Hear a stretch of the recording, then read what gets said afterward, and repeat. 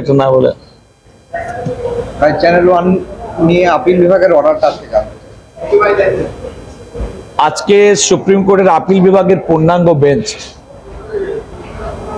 বাংলাদেশের অত্যন্ত জনপ্রিয় টেলিভিশন চ্যানেল, যেটা 2010 সালের 27শে এপ্রিল সন্ধ্যা 6টার পরে আচমকা তৎকালীন সরকার বন্ধ করে দেয়, সেই বন্ধের আদেশটা মূলত আজকে স্থগিতাদেশ দিয়েছেন। অর্থাৎ এই আপিল বিভাগের আজকের আদেশের পরে চ্যানেল ওয়ান এর সম্প্রচারে আসতে আর কোনো বাধা থাকতো না। এটা মূলত এখানে একটা বিষয় উল্লেখ্য, চ্যানেল ওয়ানের ব্যবস্থাপনা পরিচালক ছিলেন জনাব গিয়াসউদ্দিন আল মামুন এবং আছেন তিনি এখনো। আপনারা জানেন যে 1/11 সরকারের পরপরই জনাব গিয়াসউদ্দিন আল মামুনকে গ্রেপ্তার করা হয়। দীর্ঘ 17 বছর তাকে বিভিন্ন মামলায় গ্রেপ্তার দেখে কারান্তরীণ রাখা হয়।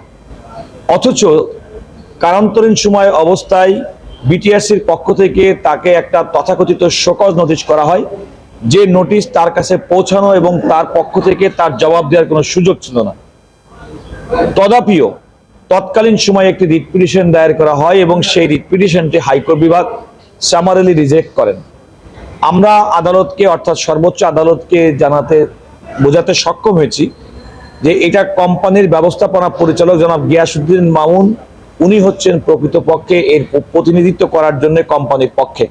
সুতরাং তার বর্তমানে কারাগারে থাকা অবস্থায় অন্য কোনো ব্যক্তি কর্তৃক রিট পিটিশন দায়ের এবং সেই রিট পিটিশন খারিজ বিষয়টি তার ক্ষেত্রে এবং কোম্পানির ক্ষেত্রে প্রযোজ্য হবে না। আপনারা দেখেছেন যে এই মামলার উপরে আমরা অনেক এক্সটেন্সিভ শুনানি করেছি, গতকালও শুনানি হয়েছে, আজকে এটি আদেশের জন্য ছিল এবং আদালত আমাদের আর্গুমেন্টের সারবত্তা গ্রহণ করে এই লিভ টু অ্যাপিল, যেটা আমরা হাইকোর্টের আদেশের বিরুদ্ধে করেছিলাম, সেটি শুনানির জন্য গ্রহণ করেছেন। একই সঙ্গে আদালত 27শে এপ্রিল 2010 তারিখে চ্যানেল ওয়ানের সম্প্রচার বন্ধ করে বিটিআরসি কর্তৃপক্ষকে যে চিঠিটা দিয়েছিল সেই চিঠিটার কার্যকারিতা স্থগিত করেছেন। এই আদেশের পরে চ্যানেল ওয়ান তার সম্প্রচারে ফিরে আসতে আর কোনো বাধা থাকলো না।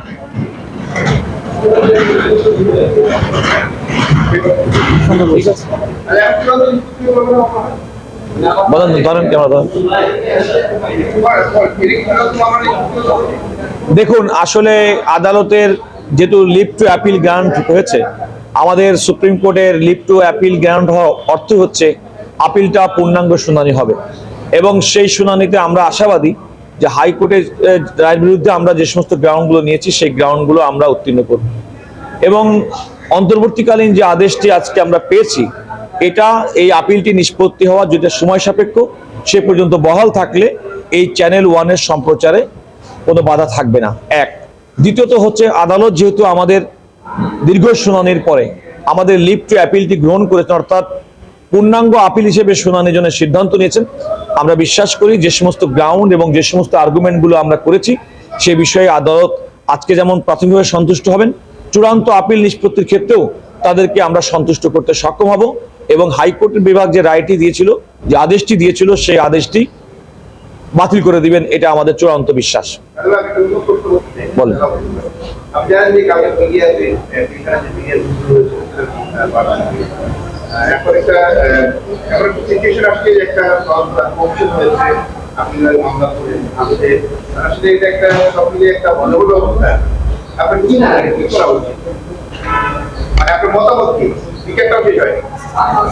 বিচারটা আপনি আমার এই যে আইনজীবী যদি আমার মতামত জিজ্ঞেস করেন, আমি এর কয়েকটা দিক আছে।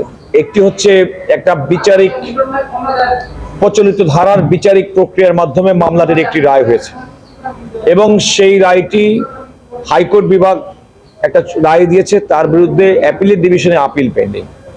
সরকার এই ঘটনার পিছনে চিহ্নিত করার জন্য একটি কমিশন করেছেন। কমিশনের এই যে ফাইন্ডিং যেটা হবে, সেটা হয়তো সরকারের জন্য পরবর্তীতে ফার্দার আইনগত পদক্ষেপ গ্রহণ করা সহায়ক হবে।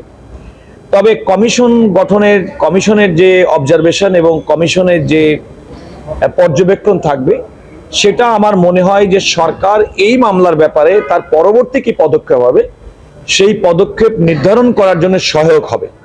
অ্যাট দিস মোমেন্ট যেহেতু একটা দেশের প্রচলিত আইন মোতাবেক একটি রায় হয়ে গেছে এবং হাইকোর্ট পর্যন্ত মামলাটি নিষ্পত্তি হয়েছে, মামলাটি এখন সুপ্রিম কোর্টে আপিল বিভাগে পেন্ডিং, আমার মনে হয় সরকারের পক্ষ থেকে তারা যে কমিশন গঠন করা হয়েছে, কমিশনের ফাইন্ডিং এবং পর্যবেক্ষণের উপর পরবর্তী কার্যকর সিদ্ধান্ত গ্রহণ করবেন। আমি মনে করি যেহেতু এই পুরা বিষয়টি সারা দেশের মানুষের চাওয়া এবং বিডিআর বিদ্রোহের ঘটনাটি স্বাভাবিকভাবে যে প্রক্রিয়াতে বিগত সরকারের সময় সংগঠিত হয়েছে এবং বিচার সম্পন্ন হয়েছে, সেই বিচারের নিরপেক্ষতা, সেই বিচারের ন্যায়নিষ্ঠতা সম্পর্কে মানুষের জনমনে ব্যাপক প্রশ্ন আছে এবং এই প্রশ্নটি নিরসনের জন্যই 5 আগস্টে ছাত্র জনতার গণ অভ্যুত্থানের পরবর্তী ডক্টর ইউনূসের সরকার জনগণের প্রত্যাশা পূরণের জন্য একটি কমিশন গঠন করেছেন। আমরা মিডিয়াতে দেখেছি সেই কমিশন কাজ করছেন। আমি বিশ্বাস করি যে সেই কমিশনের পক্ষ থেকে যে ফাইন্ডিং, পর্যবেক্ষণ কিংবা ঘটনার পিছনের ঘটনা যদি উদ্ঘাটিত হয়, সেই মোতাবেক সরকারের আইনগতভাবে পরবর্তী পদক্ষেপ গ্রহণের সুযোগ আমাদের প্রচলিত আইনে আছে।